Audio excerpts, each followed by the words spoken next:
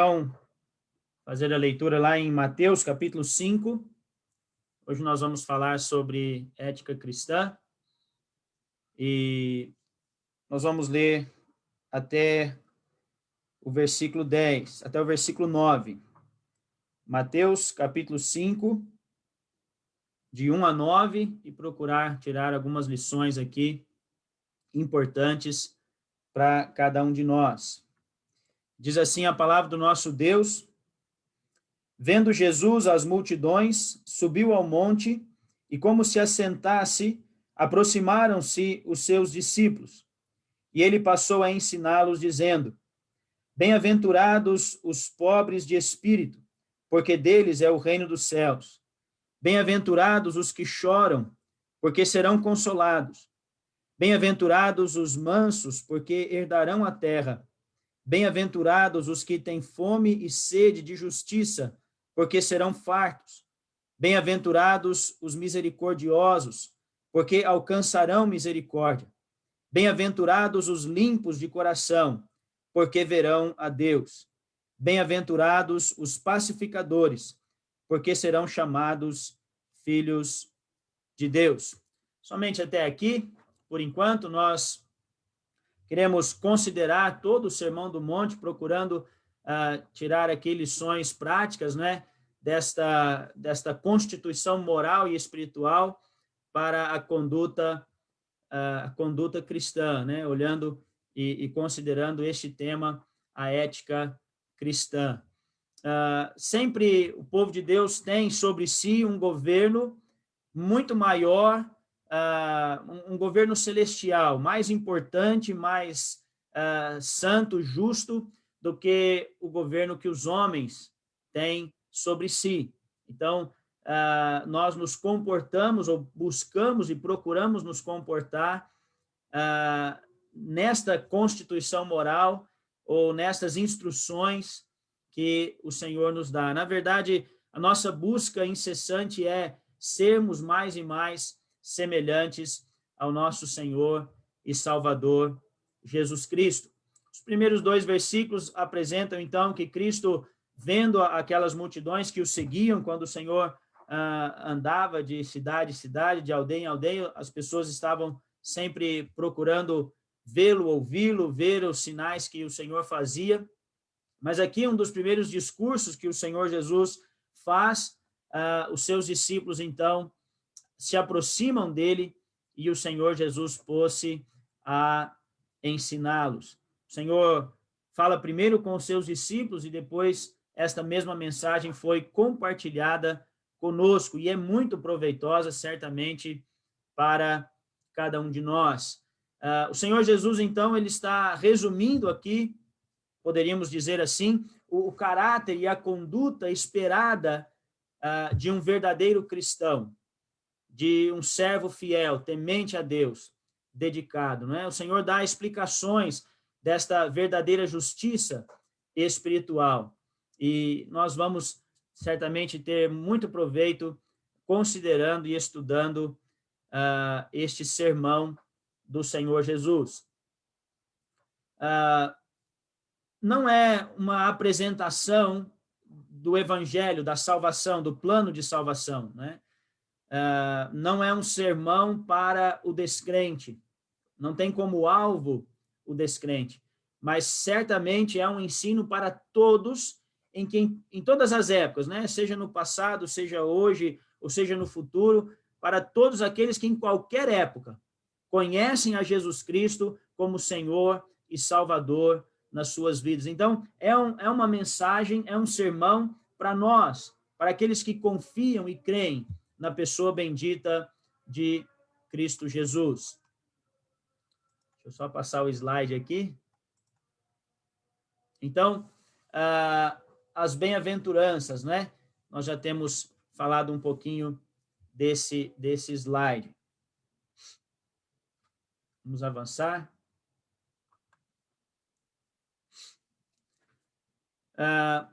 Os deveres éticos da conduta cristã. Irmãos, eu queria, nesse ponto, destacar como as palavras do Senhor são de fato importantes para nós. Como são preciosas as palavras de Cristo e como nós devemos atentar, né? É o Senhor que está falando, é o sumo pastor, o supremo pastor, o cabeça da igreja que está falando conosco, que se assentou para nos ensinar, para nos instruir, e como é bom estarmos aos pés de Cristo nesse momento. Escolhemos a melhor parte. Eu não consigo saber daqui quantas pessoas estão participando, mas o fato é que muitos preferiram outras coisas hoje de manhã, estão ocupados com outras coisas. Irmãos, nós temos escolhido a boa parte, a qual não nos será tirada. Estamos aos pés de Cristo para ouvi-lo. Nós estamos aos pés daquele que fala como ninguém jamais falou. Daquele que instrui, porque tem autoridade para instruir. E como vai ser proveitoso para cada um de nós, se nós atentarmos. Infelizmente, o fato de não estarmos reunidos presencialmente cria uma sensação de que eu posso deixar aqui a câmera ligada, o meu nome ali na sala, e eu posso lidar com outras coisas, eu muito facilmente sou tomado por várias distrações. Meu irmão, minha irmã, que nesta manhã você se assente como se estivesse aos pés do Senhor, para ouvir a sua voz e que nada possa roubar a tua atenção, que nada venha a roubar a instrução de Cristo para cada um de nós nesta manhã. A instrução daquele que há de nos julgar, aquele que vai tratar conosco no último dia. Será que nós, né, como está aí no slide, gostaríamos de saber que tipo de pessoa deveríamos ser como cristãos? Que tipo de caráter cristão deveria ser o nosso alvo? Então, precisamos sim meditar mais, meditar constantemente no Sermão do Monte, nas bênçãos que o sermão apresenta para nós. E talvez a ênfase aqui nem é tanto o caráter apresentado, mas a bênção dada, a bem-aventurança dada, a retribuição dada àqueles que de fato buscam uma vida em conformidade com a vontade do Senhor. Então ele diz, bem-aventurados, né? São tais e tais pessoas. Esta palavra bem-aventurados, ela tem um significado muito forte, além de ser simplesmente feliz, alegre, não é aqui algumas dicas para que você seja uma pessoa feliz, não. Esta palavra, ela fala de uma alegria divina e perfeita, uma alegria que não depende de circunstâncias, né? Uma alegria que vem de dentro. As circunstâncias externas não ditam se o verdadeiro cristão ou o cristão bem-aventurado é feliz ou não, né? Então, é isso que o Senhor está apresentando diante de nós, certo? Essas qualidades que nós veremos aqui, né? Eu não sei se nós vamos conseguir chegar no verso 9 hoje de manhã, mas essas qualidades, elas não podem ser vistas em nós pela nossa força, pela nossa capacidade, não são naturais, são espirituais. É algo que Deus pode promover, é algo que Deus pode trazer. Com a ajuda de Deus, podemos sim, não é também algo inatingível que nós não podemos alcançar.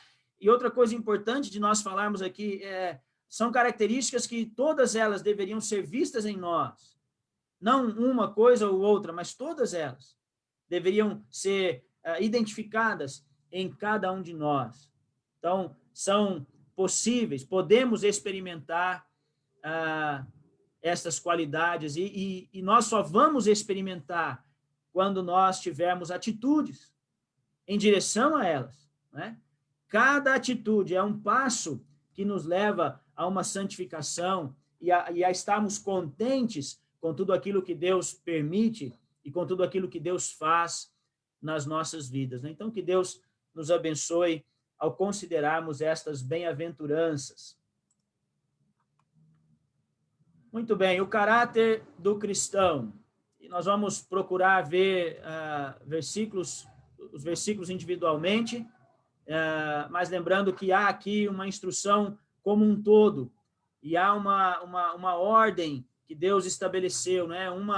Uma qualidade leva a outra, e possivelmente esta primeira aqui, mencionada no verso 3, é a base para que todas as outras qualidades sejam vistas em cada um de nós. Então, nós temos um dever ético em relação a si mesmo. Verso 3, bem-aventurados os pobres de espírito, porque deles é o reino dos céus.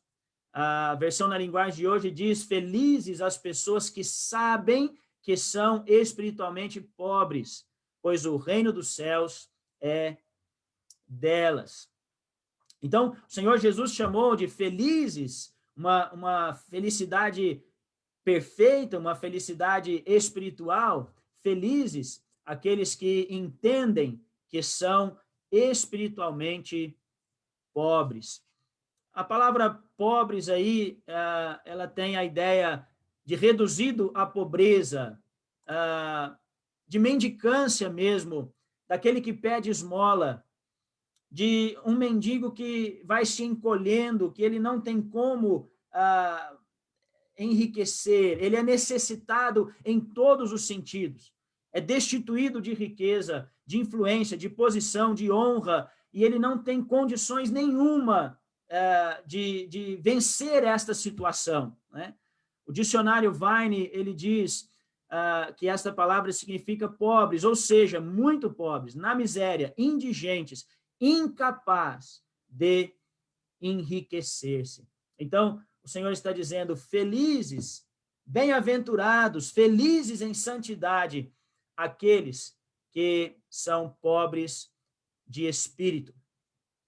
É uma característica conhecida especialmente por Deus, é uma característica interior, conhecida por Deus, conhecida por cada um de nós conhecemos, se de fato temos este espírito humilde, né, como diz outra versão. E talvez nós podemos definir esta expressão, bem-aventurados os pobres, né, como aqueles que têm uma opinião correta de si mesmo. Aqueles que conseguem enxergar quem realmente são. Romanos 12, 3 diz assim, porque pela graça que me foi dada, digo a cada um dentre vós que não tenham de si mesmo mais alto conceito do que convém, mas que pense de si sobriamente, conforme a medida da fé que Deus repartiu a cada um. Não pense de si, não tenha de si mesmo mais alto conceito. Tenha uma visão real de quem você é, das tuas limitações, da tua necessidade. Mesmo nascidos de novo, como nós precisamos, como nós necessitamos do auxílio do nosso Deus. O Senhor Jesus falou, sem mim, nada podeis fazer. Então, a pobreza aqui é o oposto àquela atitude de arrogância, de orgulho, de autoconfiança, de exaltação. O ego é deixado de lado para que possamos entender que estamos destituídos de qualquer tipo de riqueza espiritual, de influência, de posição, de honra. Por nós mesmos, precisamos entender, somos pobres, mendigos, pedintes, carecemos da graça e da misericórdia do nosso Deus. É uma convicção, sim, da própria miséria diante de Deus. E quanto mais nós nos aproximamos de Deus, quanto mais nós nos achegamos ao trono da graça de Deus, mais nós temos esta noção de que somos miseráveis, precisamos do auxílio, precisamos da proteção, precisamos da força, precisamos da instrução, precisamos da luz que brilha diante de nós. E esta é uma condição fundamental para que de fato sejamos verdadeiramente felizes, bem-aventurados. Pobres de espírito são aqueles que reconhecem a sua falência moral. Estes pobres de espírito, eles não são sábios aos seus próprios olhos e prudentes diante de si mesmo, conforme Isaías 5:21 fala, né? Não são sábios aos seus próprios olhos, não se estribam no seu próprio entendimento. Os pobres de espírito não se consideram ricos e abastados, não ficam imaginando que não tem falta de nada. Olha, eu tenho uma vida espiritual plena. Os pobres de espírito, eles reconhecem a sua condição. Não ficam fantasiando de que são algo quando não são. Apocalipse, nós temos o Senhor dando uma repreensão a alguns que pensavam que estavam enriquecidos e que não tinham falta de nada. Apocalipse 3:17. Como dizes, rico sou e estou enriquecido, e de nada tenho falta, e não sabes que és um desgraçado, miserável, pobre, cego e nu? Ah, meus irmãos, que nós possamos seguir os conselhos da palavra de Deus e deixar que outros nos elogiem, se há razão para sermos elogiados de alguma maneira. Eu gosto do texto quando Paulo diz, pela graça de Deus, eu sou o que sou. E se nós temos feito algo na obra de Deus, e se nós temos sido para a bênção de outras pessoas, e se o evangelho tem sido levado, irmãos, é graça. Se um dia fomos resgatados do lamaçal de pecados, é graça de Deus. E se hoje podemos servi-lo e levar a mensagem do evangelho, é graça de Deus. É graça. A maravilhosa graça de Deus. Olha, os pobres de espírito, eles compreendem, sem Cristo, fora de Cristo, somos infelizes, somos miseráveis, somos certamente pobres.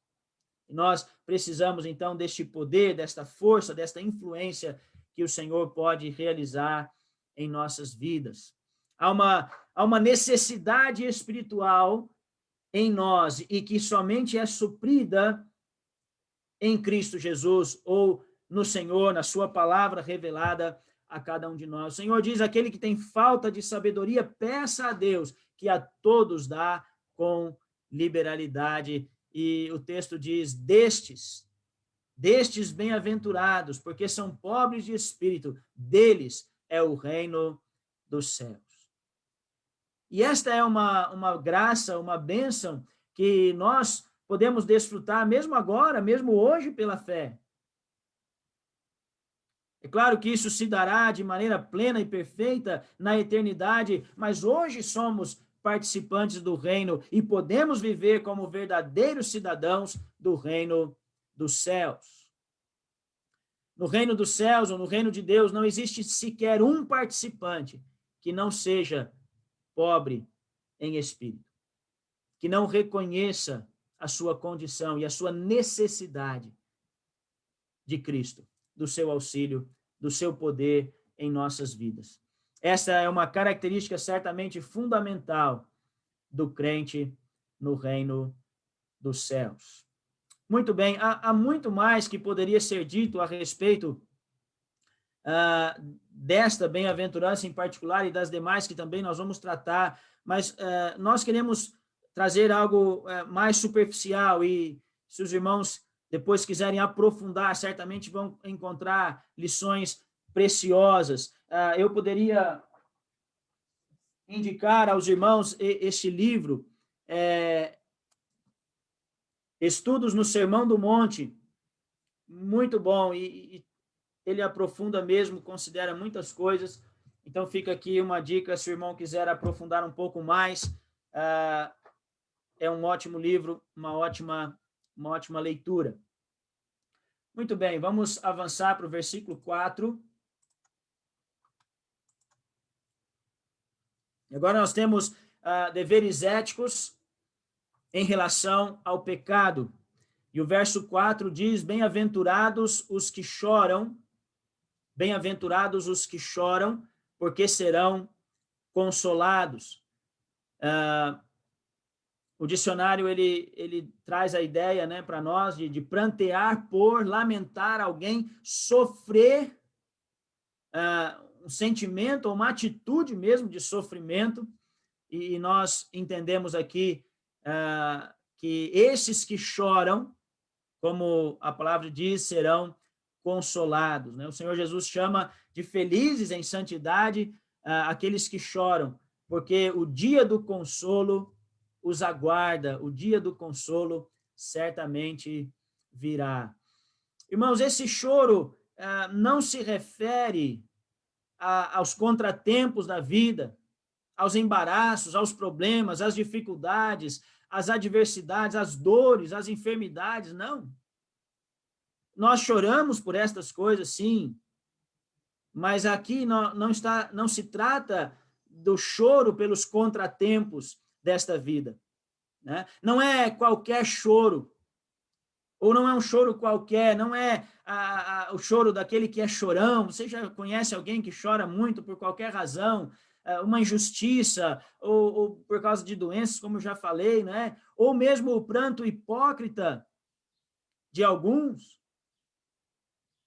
como, por exemplo, de Judas, de Esaú, que sentiram talvez algum remorso, algum desgosto, porque as coisas não aconteceram como eles imaginavam, as coisas não saíram como planejado, mas nunca se arrependeram, biblicamente. Então não se trata deste pranto, mas é um choro bíblico. É um choro que Deus tem apresentado a cada um de nós. Primeiramente, um pranto pelo real arrependimento e horror pelos nossos próprios pecados, porque nós pecamos. Mas também é um choro sensível ao coração de Deus e às reais necessidades dos homens. É um choro daqueles que estão perto de Deus, daqueles que, como o Senhor, vendo as multidões, não podem suportar, ver a sua miséria e a condenação que paira sobre a vida de cada uma delas. Um choro por causa dos meus pecados, mas também um choro por causa das dores e pecados do mundo. E como, irmãos, nesses dias, nesse mais de um ano de pandemia, distanciamento social, sofrimento, morte, dor, como nós deveríamos estar chorando pelas dores do mundo, por aqueles que partem desta vida sem o arrependimento, sem fé, sem esperança. Devemos chorar pelos nossos pecados, sim. Sentir o quanto ofendemos a Deus, infelizmente, diariamente, mas também devemos chorar pela condição miserável do mundo ao nosso redor. Sentir e prantear a realidade do julgamento divino, como nós consideramos na primeira aula. Deus vai tratar, ainda que ele é paciente, misericordioso, ainda que as misericórdias de Deus são a causa de não sermos consumidos, e elas se renovam a cada manhã a nosso favor. Nós sabemos, há uma condenação para aqueles que são desobedientes ao Evangelho. E parece que a igreja esqueceu isso. Parece que nós não sentimos pelo nosso vizinho, por aqueles que encontramos. Parece que os nossos corações estão tão endurecidos quanto a essa questão. Que o Senhor possa promover em nós uma sensibilidade, assim como o Senhor chorou pela cidade. Jerusalém, Jerusalém, quantas vezes quis eu fazer como a galinha faz com os seus pintinhos e protegê-la mas vós não quisestes. Que nós possamos nos aproximar do Mestre e também chorar e agir em favor daqueles que estão perecendo. Chorar pelas dores, pela miséria deste mundo. Irmãos, se nós, de fato, acreditássemos na vinda de Cristo, eu falo isso com muita reverência, eu sei que nós cremos, mas se nós amássemos a vinda, se nós entendêssemos que Cristo pode vir a qualquer momento, não há sinais que devam ser vistos para que nós possamos dizer, olha, Cristo está voltando. Não, ele está, a vinda de Cristo está sobre as nossas cabeças. Mas não é só isso, a morte está ao redor de todos os seres humanos. E nós não derramamos nenhuma lágrima sequer por aqueles que sofrem, por aqueles que estão carregando o peso terrível do pecado, e nós sabemos, há um lugar de deixar o fardo. Vai aos pés da cruz. Deixa ali o teu fardo pesado. Eu gosto da história daquele gadareno, quando o Senhor Jesus diz para ele, vai para a tua casa, para os teus, e anuncia quão grandes coisas o Senhor te fez.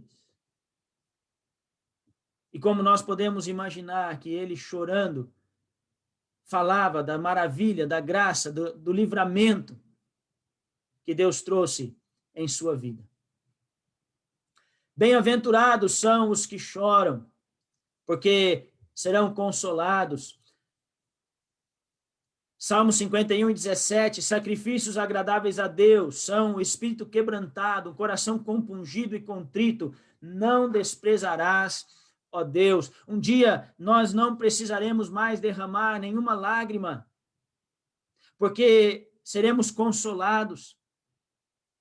Aqueles que choram serão consolados e Deus mesmo enxugará dos nossos olhos toda a lágrima. Irmãos, este conforto e este consolo trazido por Cristo Jesus será experimentado, será sentido, será vivido de forma plena, perfeita, completa, quando nós estivermos ali na eternidade. Que nós possamos ser mais sensíveis. Primeiro, repudiar realmente os nossos erros, os nossos pecados, as nossas desobediências, a nossa inconstância, tanto as coisas erradas que fazemos, como aquelas certas que deveríamos fazer e não fazemos. E que isso possa trazer pranto, tristeza, arrependimento, mas que também nós possamos olhar em redor, ver as multidões. São ovelhas que não têm pastor. Estão em trevas, estão perdidos. Nós temos uma mensagem poderosa, o Evangelho, poder de Deus para a salvação de todo aquele que crê. Que Deus nos ajude a sermos bem-aventurados e felizes, porque de fato compreendemos a gravidade do pecado. Vamos olhar para o verso 5.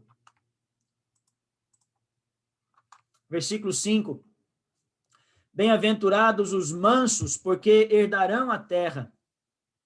Felizes as pessoas mansas, pois receberão o que Deus tem prometido.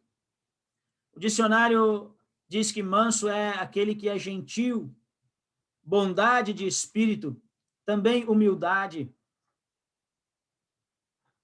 O dicionário Vine diz, em seu uso nas escrituras, os mansos não consiste só no comportamento exterior da pessoa, nem ainda em suas relações para com o próximo, tampouco na sua mera disposição natural. Esta mansidão, porém, sendo em primeiro lugar uma mansidão perante Deus, também o é diante dos homens, até diante de homens maus.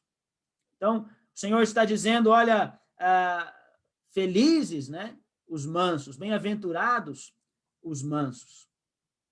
E certamente o Senhor tinha em mente aqueles cujo espírito era paciente, e também nós podemos dizer aqueles que são satisfeitos, contentes com tudo aquilo que o Senhor permite e realiza também nas suas vidas. Os mansos escolhem ter pouca honra neste mundo. Pouca honra. Os mansos são capazes de sofrer injustiças sem guardar ressentimentos. Os mansos, meus irmãos, dificilmente se deixam irritar. O dicionário Vine ainda diz assim, é o temperamento de espírito no qual aceitamos os procedimentos de Deus conosco como bons, sem disputar, sem resistir. Todas as coisas cooperam para o bem daqueles que amam a Deus. Sabe, ser manso é aceitar, é descansar, é não permitir que as coisas ao redor tirem, roubem a nossa paz. Porque quando nós estamos em paz, nós podemos tomar as decisões corretas, nós temos um discernimento, nós podemos avançar sem nos preocupar com aquilo que nos irrita, com aquilo que nos aborrece, com aquilo que nos atrapalha, entendendo que todas as coisas, de fato, meus irmãos, cooperam para o bem daqueles que amam a Deus. Nós amamos a Deus. Devemos aceitar os procedimentos de Deus conosco como sendo bons. Deus tem por nós pensamentos de paz, pensamentos de bem, como diz a sua palavra. Uma atitude de mansidão para com os ímpios envolve, sim, com certeza, saber que Deus permite as injustiças, as ofensas, as oposições. E às vezes nós estamos sendo apertados, né, por tudo aquilo que nós vemos ao nosso redor, pelo mundo religioso, de que nós devemos nos levantar como crentes, de que nós devemos lutar, porque daqui a pouco os nossos direitos serão tirados de nós, e daqui a pouco vai ter gente falando em pegarem armas e... Bem-aventurados os mansos. Não é aceitar tudo, nós vamos ver, não é aceitar tudo de cabeça baixa, é manter o testemunho, servir a Deus, mas em mansidão. Nós sabemos, Deus usa essas circunstâncias, Deus usa os ímpios, os maus, para purificar os seus filhos. E Deus nos livrará a seu tempo. Deus nos livrará a seu tempo.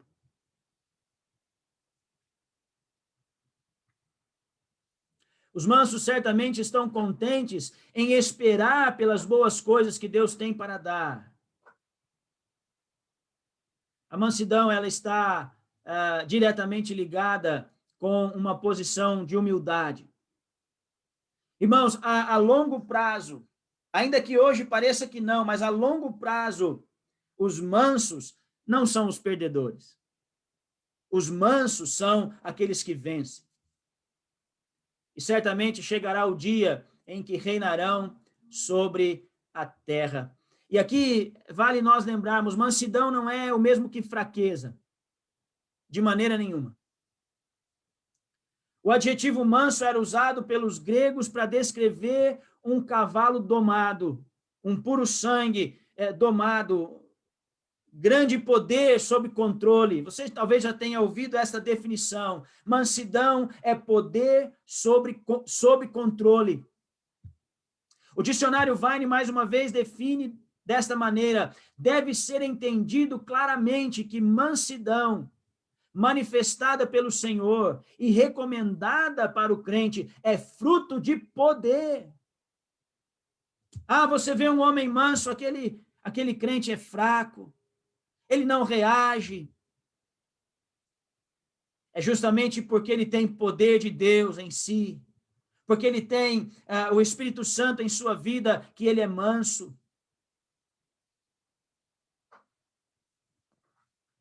Que ele não se irrita, que ele não permite que estas coisas tirem a sua sobriedade, o seu bom senso, a sua capacidade de raciocinar. Quantos problemas nós temos entre nós porque nos irritamos com facilidade? Crentes iracundos, que muito facilmente saem de si. Bem-aventurados os mansos. Às vezes, por natureza, uma pessoa é inconstante, tem um temperamento difícil, é áspera, mas porque o Espírito Santo transforma. Você já viu aquela expressão, transformados pelo Espírito? Então, essa pessoa que antes era de um temperamento difícil, era áspera, agora ela é mansa, gentil, amável.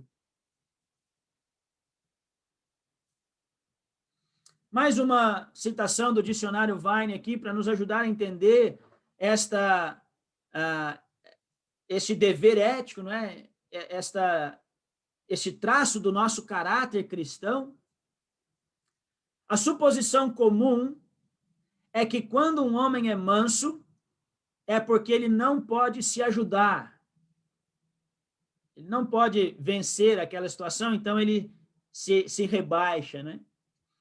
Mas o Senhor Jesus era manso porque ele tinha os recursos infinitos de Deus à sua disposição. E nós lemos lá em Mateus 11, 29, né? Tomai sobre vós o meu jugo, aprendei de mim que sou manso e humilde de coração, e achareis descanso para as vossas almas. Então, o homem manso não é aquele que não tem condições de se ajudar, mas o homem manso é que tem, de fato, recursos divinos, poder de Deus em sua vida para manter a calma, manter o bom senso e poder, então, agir em conformidade com a vontade do Senhor.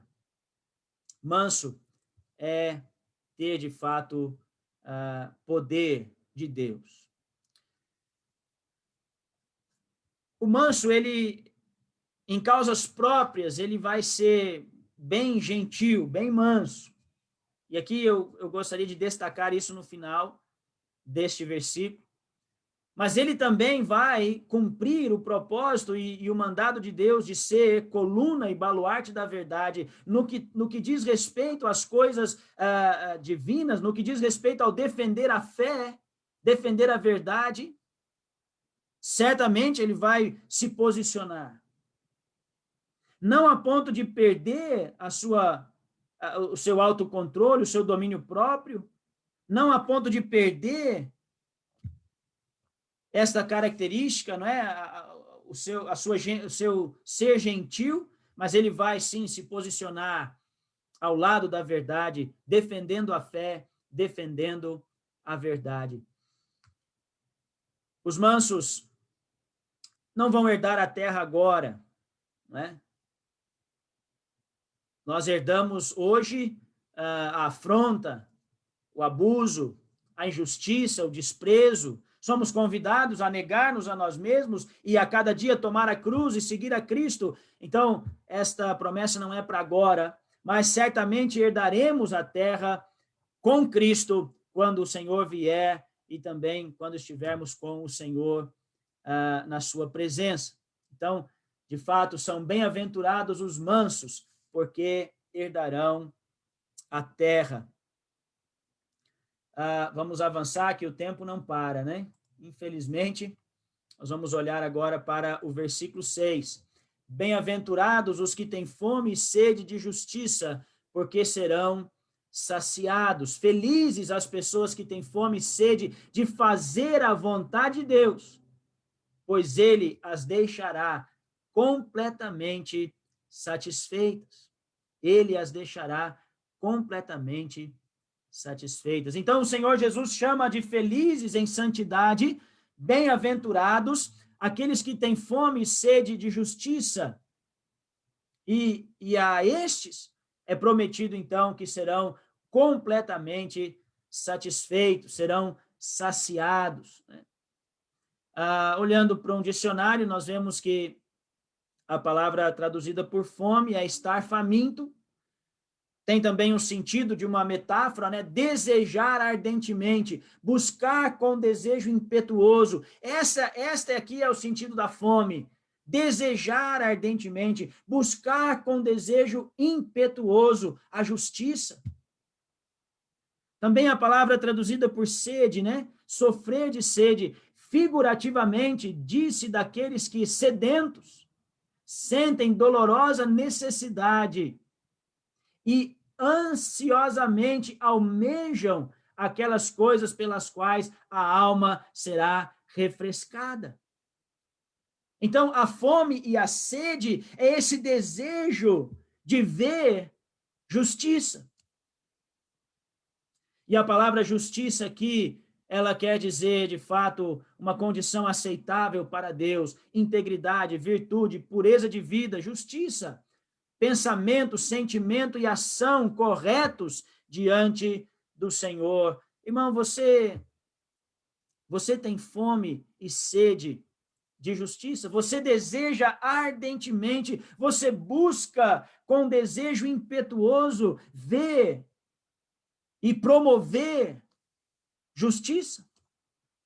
Aquilo que é reto, pensamentos, sentimentos e ações corretas diante de Deus, fundamentadas nas instruções, nos bons conselhos da palavra do nosso Deus. Bem-aventurados são os que têm fome e sede de justiça. Esses cristãos, esses irmãos e irmãs, eles querem, acima de tudo, conformar-se, ajustar-se à mente do Senhor, mais uma vez, ser semelhante a Jesus Cristo através do meu viver. É tudo quanto a Deus eu peço, como Cristo eu quero ser. Então, o que esses irmãos estão buscando é ajustar-se, conformar-se com a mente do Senhor. Eles não querem a fama, o poder, as grandes coisas deste mundo, a riqueza, serem sábios, serem reconhecidos, a honra. Estes irmãos querem ser santos. Aqueles que têm fome e sede de justiça, eles querem ser santos. Um desejo fervoroso pela justiça de Deus, um desejo fervoroso pela justificação, pela salvação, pelo perdão. Estes irmãos têm paixão por justiça em suas vidas. Eles desejam, eles querem, eles almejam honestidade, integridade, justiça na sociedade em que vivemos.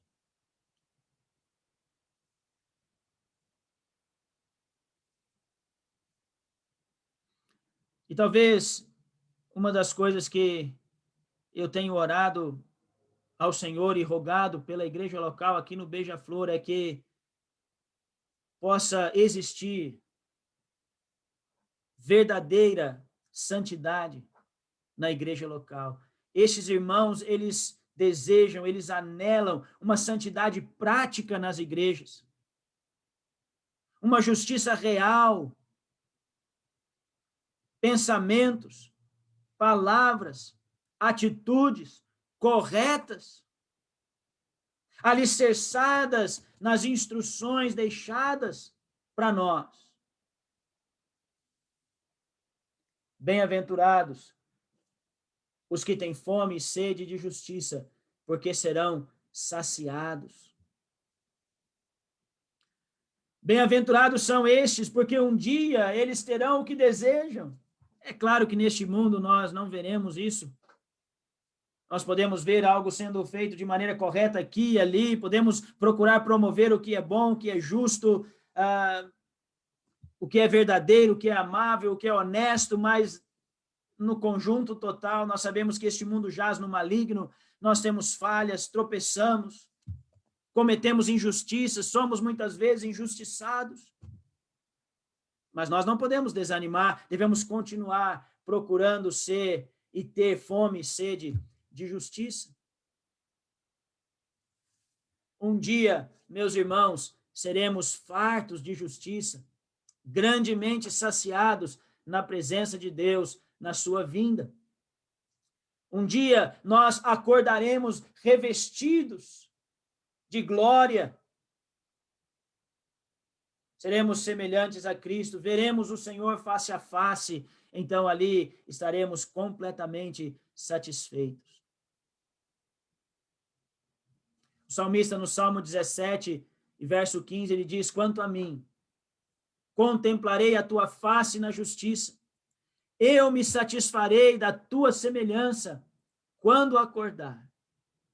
Quando eu despertar na presença do Senhor, glorificado, então estaremos satisfeitos, porque o nosso Deus é justo em tudo aquilo que ele faz, e é justificador de todo aquele que tem fé em Jesus Cristo. A justiça certamente reinará um dia, e a corrupção dará lugar, dará espaço a padrões morais perfeitos, puros e divinos.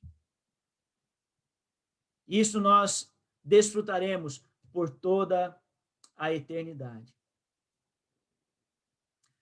Nós vamos ainda considerar mais 3 versículos rapidamente, nosso tempo infelizmente já vai terminando. Nós vamos olhar para o verso 7. Deveres com relação ao próximo. Nós falamos anteriormente, né? Os deveres em relação ao pecado, deveres em relação a si mesmo e agora deveres em relação ao próximo. E diz o verso 7 de Mateus 5, bem-aventurados os misericordiosos, porque alcançarão misericórdia. Lembrem que nós não estamos dando ênfase à bênção, né? Aquilo que alcançaremos ou aquilo que receberemos, porque nós estamos falando da ética cristã, a conduta do caráter, a maneira como nós devemos nos comportar. E aqui está mais uma delas: felizes as pessoas que têm misericórdia dos outros, pois Deus terá misericórdia delas. E o dicionário, mais uma vez, nos ajuda. Misericórdia é compassivo, ativamente, é uma ação, ser compassivo. Então, Jesus chama de bem-aventurados, de felizes, aqueles que são misericordiosos, os que se mostram compassivos com o seu próximo, com o seu semelhante. Esta é a atitude de um crente verdadeiramente grato a Deus, que reconhece o quanto Deus fez por ele e agora o quanto ele pode fazer também pelo seu semelhante. É alguém que sabe agradecer e ser grato pelas bênçãos recebidas. E se foi perdoado por Deus, também pode perdoar o seu semelhante. E se Deus foi misericordioso com ele, então também ele deve ser misericordioso e compassivo com o seu semelhante. Um crente que é grato a Deus certamente será misericordioso e receberá de Deus também misericórdia. Mateus 18:33, você também não deveria ter tido misericórdia do teu companheiro, assim como eu tive misericórdia de você? O Senhor Jesus falando ali naquela parábola, né? Você também não deveria ter tido compaixão? Você também não deveria ter sentido a dor do seu companheiro? Assim, diz o Senhor, como eu tive compaixão, como eu senti a sua dor? Irmãos, como nós precisamos aprender essa lição? Se nós fôssemos tratados por Deus, assim como tratamos os nossos irmãos, o que seria de nós? Se Deus tivesse paciência comigo, o mesmo tanto que eu tenho paciência com os meus irmãos. Se Deus tratasse comigo como eu trato os meus irmãos. Ai de mim. Ai de mim. Então, ser misericordioso significa ser ativamente compassivo, que tem ou demonstra compaixão, que tem ou demonstra piedade, aquele que se compadece, aquele que participa da dor alheia com o intuito, com o desejo ativo de dividi-la, de sofrer junto. Felizes, bem-aventurados os misericordiosos, porque alcançarão misericórdia. Nós precisamos desejar sofrer junto com aqueles que estão ao nosso redor, dividir os fardos, dividir a carga.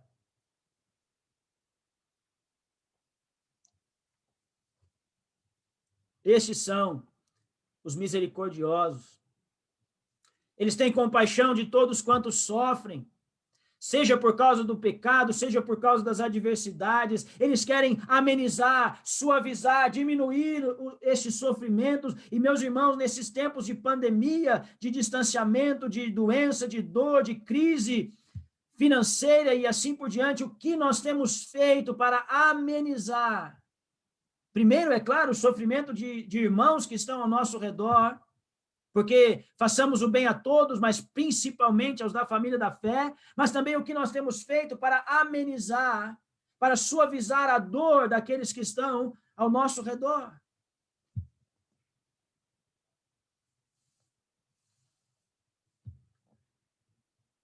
E talvez um pregador que trazia sua mensagem na internet tenha razão. Nesta pandemia, nós estamos vendo que as igrejas esqueceram o que é ser igreja. Esqueceram o papel que nós temos de levar esperança, de levar a mensagem de salvação, de repartir, de carregar o fardo uns dos outros, de amenizar a dor. É para isso que estamos aqui, meus irmãos. É para isso que o Senhor nos mantém aqui ainda, para que nós sejamos misericordiosos.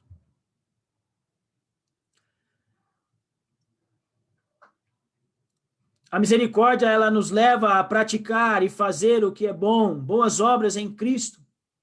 Fomos nascidos de novo para as boas obras em Cristo. Mas também ser misericordioso significa reter a justa punição diante daqueles que são opositores, ofensores, inimigos da cruz de Cristo. Não é isso que nós aprendemos na primeira aula? Deus esperou. A misericórdia, ela segura a justa retribuição, a merecida punição contra os maus, os ofensores. Mas, num sentido mais amplo, ela tem esse significado que nós já falamos, de socorrer os necessitados, aqueles que não podem se ajudar, aqueles que não têm condições de sair da situação de miséria, de vergonha, de dor em que estão. Seja essa uma situação espiritual, seja ela uma situação material, a misericórdia nos leva a agir. Deus mostra misericórdia em tantos momentos. Como nós já falamos, Deus tem esperado para ter misericórdia. As misericórdias se renovam a cada manhã. Os misericordiosos alcançarão misericórdia. Se referindo, é claro, à misericórdia da salvação, o perdão dos pecados, a todo aquele que é arrependido crê no Senhor Jesus Cristo.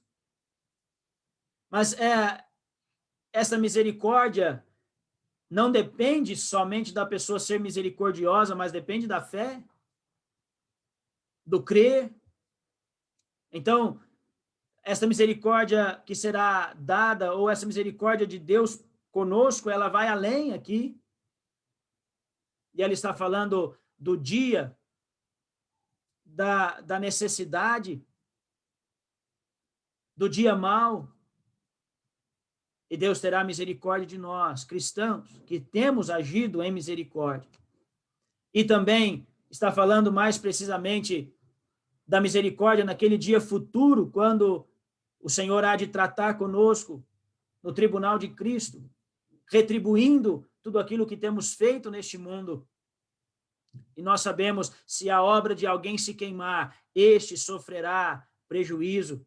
Mas aqueles que foram misericordiosos, Deus em Cristo, como justo juiz, também usará de misericórdia, mesmo naquele dia, quando o Senhor há de recompensar cada um de nós. Então, bem-aventurados os misericordiosos, porque alcançarão misericórdia. Essa misericórdia alcançada não se trata simplesmente da salvação, mas primeiramente se trata do socorro no dia mau, no dia da adversidade, no dia do tropeço, no dia, sabe? No dia em que nós nos desviarmos para a direita ou para a esquerda, Deus há de usar de misericórdia conosco, como nós também temos sido misericordiosos. E também no dia futuro, quando o Senhor há de retribuir-nos, dar-nos as coroas, os galardões, o Senhor há de ser misericordioso com os misericordiosos. Se você não é misericordioso, meu irmão, então, com toda a autoridade que a palavra de Deus nos dá e com aquilo que o texto diz, você não receberá misericórdia. Nós temos que tomar cuidado com aqueles que são duros demais. Nós temos que tomar cuidado conosco mesmo, para que nós não sejamos duros demais. E lembrar que o dono da igreja domina acima de todas as coisas. E ele tem um interesse muito maior do que o nosso, de que a igreja caminhe.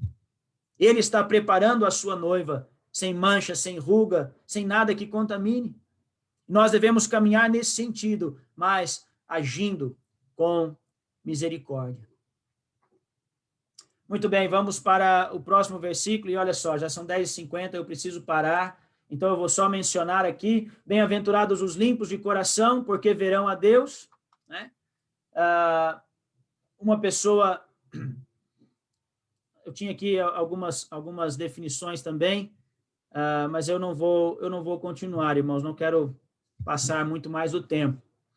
Bem-aventurados os limpos de coração, felizes as pessoas que têm o coração puro, pois elas verão a Deus. Para nós não passarmos de maneira abrupta aqui por esses dois versículos, 8 e 9, eu vou deixar para uma próxima oportunidade esses versículos. Então, numa próxima aula, nós podemos retomar do verso 8. Eu creio que vai ser mais proveitoso. Que Deus possa nos abençoar. Eu quero terminar com essa frase de Agostinho, né? O sermão que está posto diante de nós é perfeito em todos os preceitos que moldam a vida cristã. Nós temos visto tantas coisas, e como eu falei, poderíamos aprofundar muito mais em cada uma delas, que o irmão e a irmã tenha, de fato, o desejo de se aprofundar para viver uma vida temente a Deus e viver, de fato, o caráter cristão, essa justiça da vida daqueles que andam segundo os passos de Cristo Jesus. Que Deus nos abençoe. Peço desculpas por ter passado do tempo. Que Deus nos abençoe. Amém. Vou